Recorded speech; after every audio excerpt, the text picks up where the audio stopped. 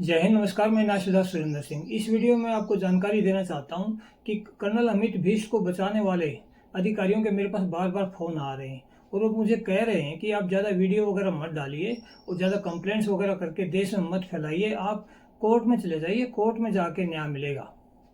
तो ये जैसा कि पिछले 8 साल से इसको ऐसे ही बचाते आ रहे हैं, तो अभी इनके ऊपर बहुत ज़्यादा प्रेशर जनरेट हो चुका है वीडियो के माध्यम से और कंप्लेंट्स के माध्यम से। इसलिए अभी भी इस गद्दार को बचाना चाहते हैं, इस पर कोई कार्रवाई नहीं करना चाहते हैं। तो ये मुझे कोर्ट में जाने की सलाह के पीछे इनकी क्या साजिश है, वो आप सुन लेंगे तो आपको सब कुछ क्लियर हो जाएगा कि कैसा जवानों के साथ घिनौना खेल खेला जाता है कोर्ट के धक्के खिलाकर और अफसर को बचाने के लिए। तो आपको ये पता ही है कि हमारे देश में कोई भी न्यायिक प्रक्रिया पूरी होने में या सुप्रीम कोर्ट से फाइनल जजमेंट मिलने में 20 से 25 साल लग जाते हैं। आप समझ सकते हैं कि 20 से 25 साल बाद यह लाइन ऑफ कंट्रोल पे देश के साथ गद्दारी करने वाला अधिकारी कहाँ होगा और इसको बचाने वाले अधिकारी कहाँ होंगे।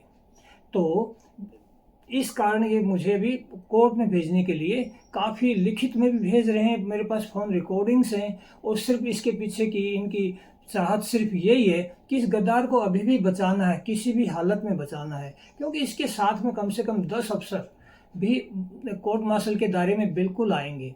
तो अभी ये इस साल के तहत मुझे ये कर रहे हैं। दूसरा, आप ये भी समझते हैं कि मैं कैसा वकील कर पाऊँगा और मेरे अगेंस्ट में ये होंगे जिसमें 10 बड़े बड़े अधिकारी फंस रहे होंगे, तो क्या मेरा वकील को ये टिकने देंगे और क्या क्या हो सकता है वो आपको मेरे को बताने की ज़रूरत नहीं है। तो इस कारण ये मुझे कोर्ट में ले जाना चाहते हैं।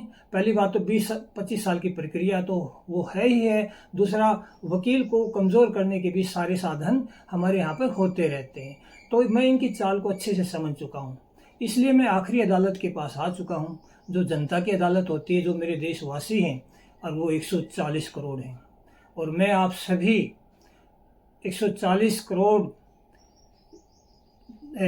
लोगों को यह जानकारी देना चाहता हूं कि आपका सैनिक सच्चाई पर लड़ रहा है और आपके लिए लड़ रहा है और आपके बॉर्डर से दुश्मनों से पैसा लेकर घुसपैठ कराने वाला, आपके सैनिकों का शोषण करने वाला, चोरी करने वाले अधिकारी के अगेंस्ट में लड़ रहा हूं। और आपने ये फैसला अभी देना है कि इस केस की इंक्वायरी हो और आप जिस गवर्नमेंट को चुनते हैं, आपने जो वोट किया है, आपने उसके ऊपर प्रेशर जनरेट करना है। और इसलिए मैं आपके पास आया हूँ और इसके अलावा मेरे पास और कोई रास्ता है नहीं।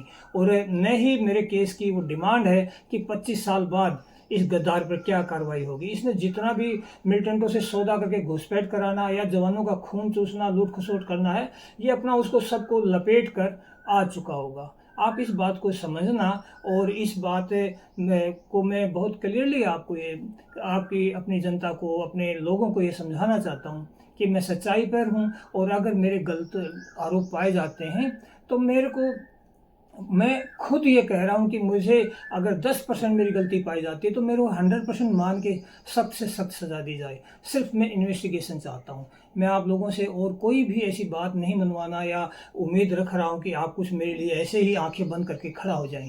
मैं इस गद्दार के मेरे सारे एविडेंस हैं और सब कुछ मैं प्रोवाइड करूँगा और मैं इस बात को ही आपको प्रॉमिस करना चाहता हूँ। और अगर आप इस बात को समझ गए हैं तो आप मेरे वीडियो को, आप मेरी और कोई भी हेल्प नहीं कर सकते हैं। न मैं आपको इकट्ठा होने के लिए कहीं बात कर रहा हूँ। आप ये मेरे वीडियोज़ को 140 करोड़ लोगों तक पहुँचाइए कि ये हमारा सैनिक है और ये हमारे साथ जो लाइन ऑफ कंट्रोल पे धोखा हो रहा है उसके अगेंस्ट लड़ रहा है, और जो गद्दार अधिकारी और उसको बचाने वाला सिस्टम उसके साथ हो चुका है। तो आपको जागना होगा। जय हिंद, नमस्कार।